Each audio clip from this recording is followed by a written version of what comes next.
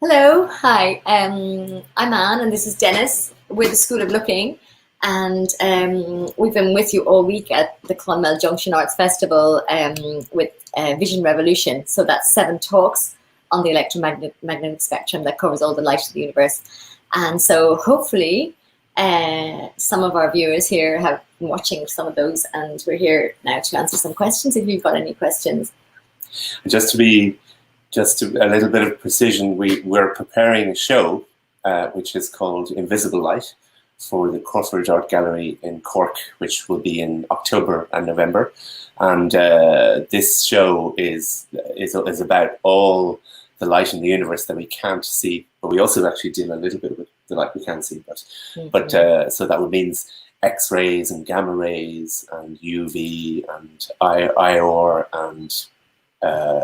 and microwaves and radio waves, and we're trying to make an installation for each of them. So the talks were based on our research for that, and the research meant about 2 years of studying all this invisible light and studying the science behind it, but also kind of thinking about the cultural relevance of these things. We've got a question here. It says, how did you put the videos together? So that was really, really challenging. As Dennis mentioned, we've spent the last 2 years really immersing ourselves in this whole question of all the different types of light there are in the universe.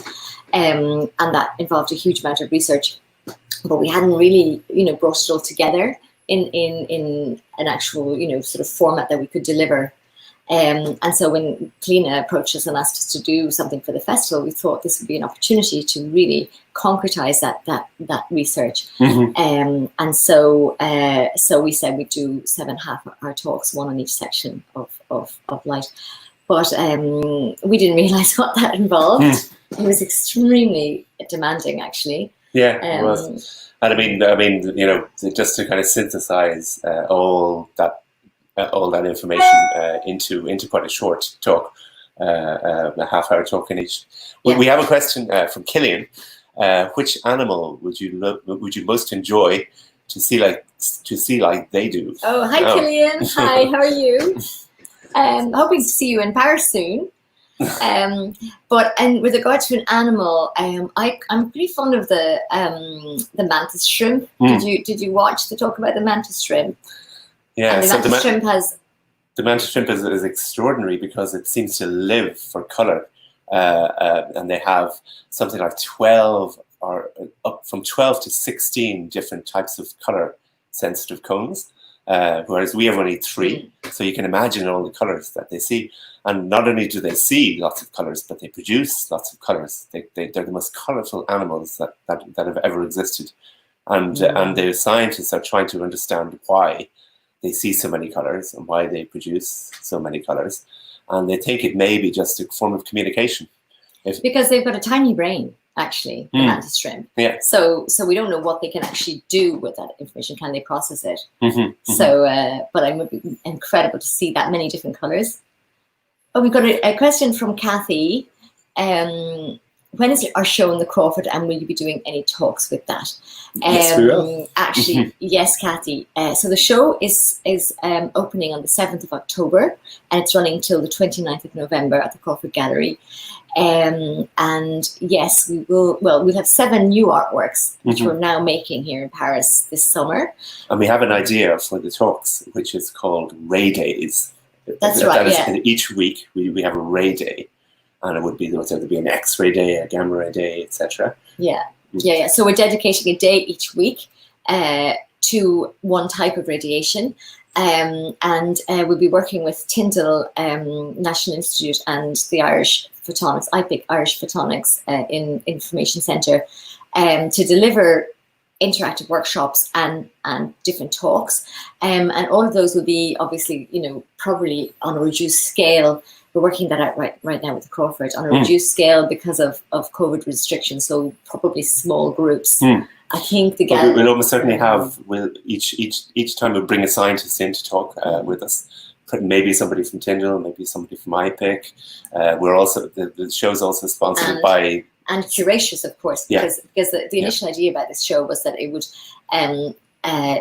it would be some sort of interface between art and science, and so we use the invisible light to look at artworks in the Crawford Gallery, and so there will be interactive opportunities to work with a curator, a scientist, and an artist, and to look at artworks in the gallery, look at how for example, X-ray can be used to examine a work of art and see if there's been underpainting or repairs done or all that kind of stuff. So it's going to be quite interactive, I think. And we're inviting some people to come in. But one of the people is going to show us an extraordinary project, which was to restore 2 Renaissance paintings. Using and in the process they used X-ray. They used XRF. That's XRF. Sorry, I'm taking French. X-ray spectrography. X-ray spectrography, which means that they take the spectrograph of a painting. So if you use X-ray to get the spectrum of pigments, for example, you'll see that there's a different pattern, and that tells them exactly what is in, what elements are in the painting. So if there's lead, or you did the analysis of that. So one of the amazing things that they discovered all sorts of minerals, but one thing that they discovered is that they used a varnish at some point, a century after maybe the painting had been painted, to make the painting darker, to make everything in the painting darker except for Jesus Christ. So it was a way to make him glow out. Yeah. But that was almost vandalism. In conservation, did they remove that? They did. Yeah. So the painting you see now is bright again. So we have another question. What is the most exciting recent scientific discovery from your point of view as artists? Wow. That's your favorite one? The cosmic microwave background. Is that, could that be considered recent? Well, it's the 20th century, I suppose. Well, that's my favorite anyway, and I thought it was your favorite because the cosmic microwave background is the trace of the beginning of the universe. So that's very, very exciting. Why, have you got another one? No. I was just thinking because I wonder when is it recent enough. I'm trying to think. No, but let's stick with because it's one that we're dealing with. We talked. Our microwave talk was all about that. It was in the mid-60s that they first discovered the cosmic microwave background, and this is like the oldest light in the universe that's coming to us. That's been traveling in our direction for 13.7 billion years, and it's amazing what. So they've put satellites up, the Planck telescope, and before that the Hubble telescope did a whole survey of this.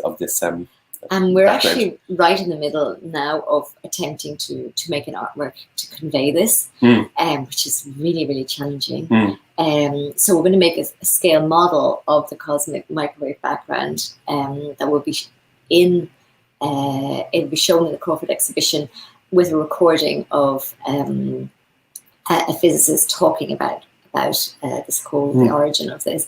And it's been very, very challenging to find a company even capable of producing such a thing.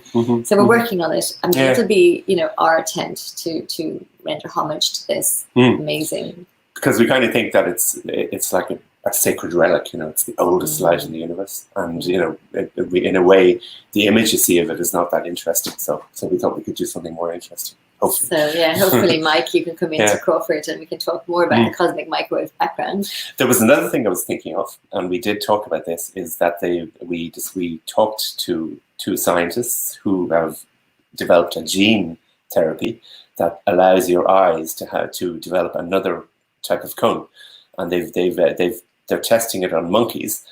Monkeys only have 2 different cone types, and this gene therapy gave them a 3rd cone type.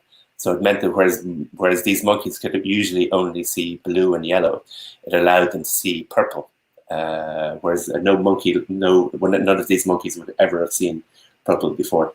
So it's exciting because it means that, for example, colorblind people might be able to overcome their colorblindness. But it's only experimental for the moment. But it's very exciting, and it could mean even that we could develop a new cone that would allow us to see ultraviolet light, for example. Yeah. So that's another thing. We're actually right now involved in making the actual exhibition,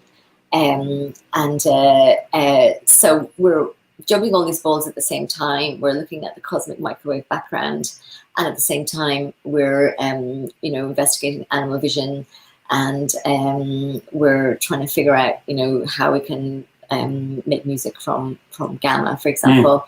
That was a big challenge. It was very hard to do anything with gamma because, in fact, very little in our environment produces gamma rays. Isn't that right? Gamma is very dangerous for start in high levels, or not even in relatively high levels. So you can't really make an art installation with gamma. But what we've discovered is that some household things emit low levels of gamma, including bananas and Brazil nuts, and salt, potassium salt. Yeah, potassium salt. That's amazing. But other than that, not that many. We discovered that there's some plates that come from pre-war fiesta ware, they're called, that are made using uranium. So they produce gamma rays. So we were putting together an installation using household objects and a mouse patch and a Geiger counter, and making music from these things. That's going to be fun. So here's a really interesting question. Dylan is wondering which planet makes the most interesting sounds and colors. Wow. Gosh, amazing. I don't know. What do you think? I don't know about sounds, but certainly colors. I mean, I know that Saturn is the most amazing. The rings of Saturn. The rings around Saturn have extraordinary colors. Yeah. And these are things, obviously, we wouldn't have been able to see without the developments in telescopes that all these people we've been talking about have been working on over the last 3 or 4 centuries. I mean, we wouldn't have been able to perceive and analyze the rings around Saturn and see what they're made of without being able to see invisible light. And certainly as well, Jupiter is a beautiful color. So it's quite amazing. Yeah, so the planets have extraordinary colors, but it's amazing because you asked about sounds. And I mean, sounds can't really travel through space, can they? I suppose that's because sound waves don't pass through a vacuum. Yeah. Do they? But there's probably a way that you could listen, because I mean, they have radio telescopes, and you know that you can listen to radio waves. So there might be a way that you can listen to the information coming through a radio telescope. Actually, there's another interesting question there coming in. Will our installations have sound elements? Yes, they will. Some of them. We're certainly going to have a recording that is an interview with a scientist talking about the cosmic microwave background, a physicist. And we're also attempting to make some crystal radio hats that you wear that are crystal radios. So crystal radio is a very simple kind of DIY radio that they've been making since the 1920s, and the advantage is that even earlier, and the advantage is that you could just make it with stuff from a DIY store, from a hardware store, and you just need copper wires, and you need some plastic tubes, and it's 1 or 2 more sophisticated things, like you might need a germanium diode. That's just a tiny thing. It's a thing you buy in a hardware store. It's actually really like a valve for electricity. So these are quite simple things. Actually, you could actually really make a crystal radio from some tin foil and a toilet roll, more or less, and a bit of wire. But and a germanium diode. But you can get that in the hardware store. So we're hoping to investigate these. We like these. We're interested in wearable things that extend your senses, and so we would like to make something that people can wear that can allow them to become a receiver for radio. In which case, there will definitely be a sound element to that. So we're going to really be struggling with this over the summer. The interesting thing about crystal radios is they don't need to be plugged in. They just get their power from the radio waves coming into them. I know, it's incredible. They pick up the radio waves and they transform that into electricity. Incredible. So we've got another question from Emer. We enjoyed your helmets at the Art Centre for Junction Festival a few years ago. Do you think you'll be able to use them again with the COVID restrictions? That's a very good question. So for people who don't know what the helmets are, these are the metaperceptual helmets. There are 5 helmets, 6 helmets. Oh, we can show one now. 6 helmets that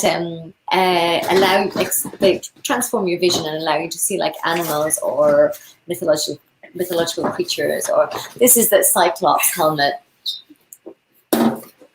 Oops, I got the lamp there.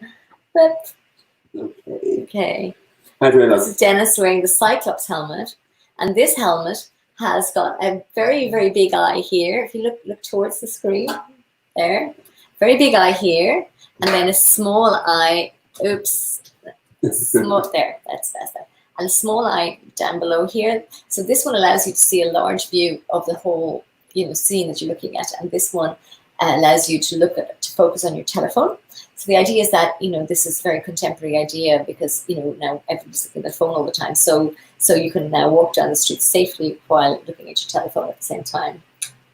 So so we have 6 helmets like this, and they're a really popular installation. And of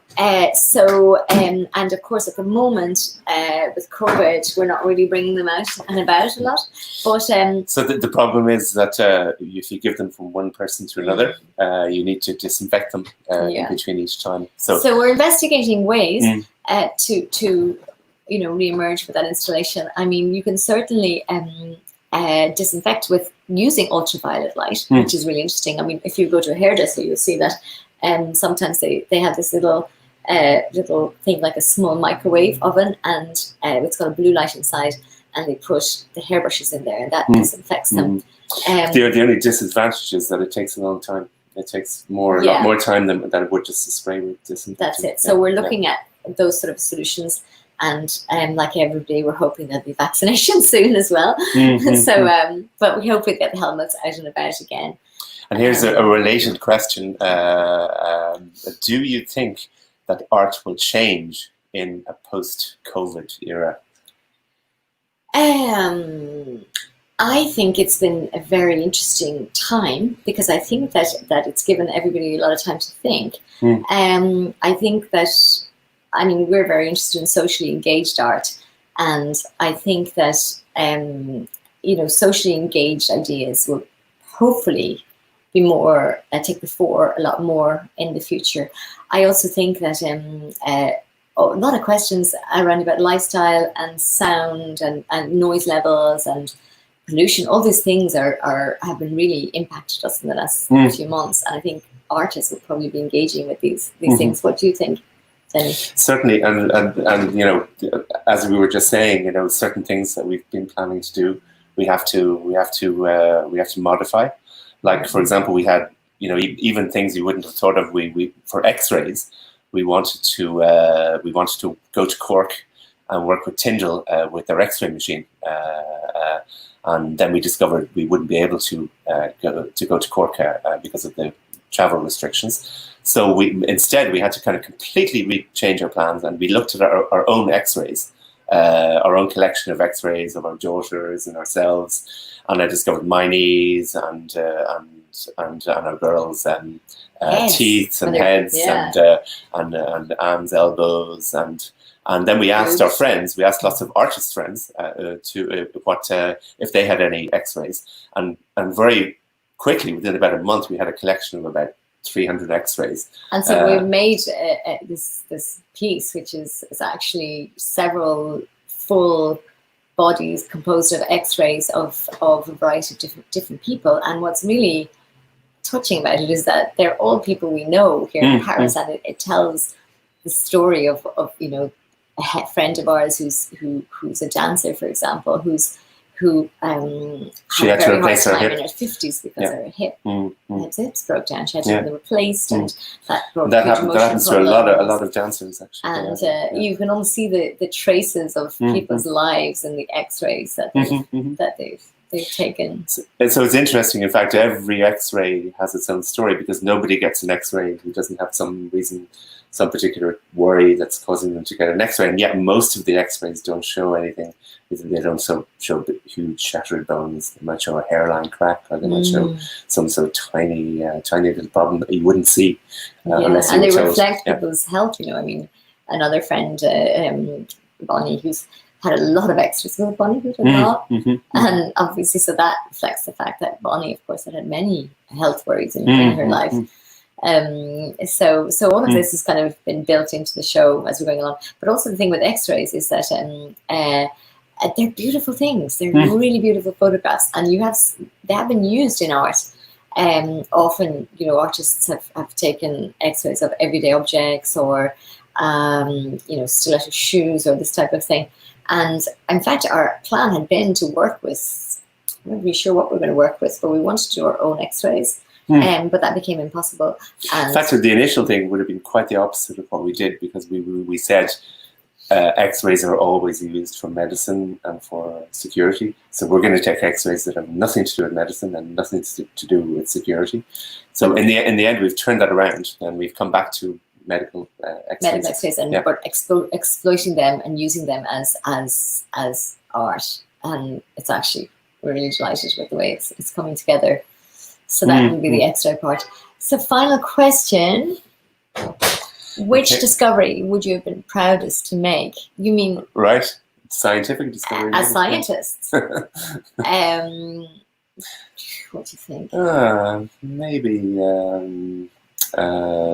I think the one that always fascinated me the most, because I like Ritter, who made this discovery, was what he called chemical rays.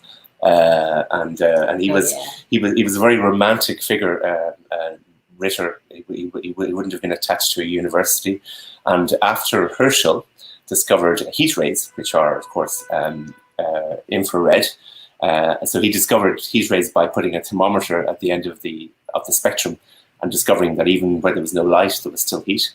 So he deduced that there must still be light, but we can't see the light. So that was the first invisible light that was discovered.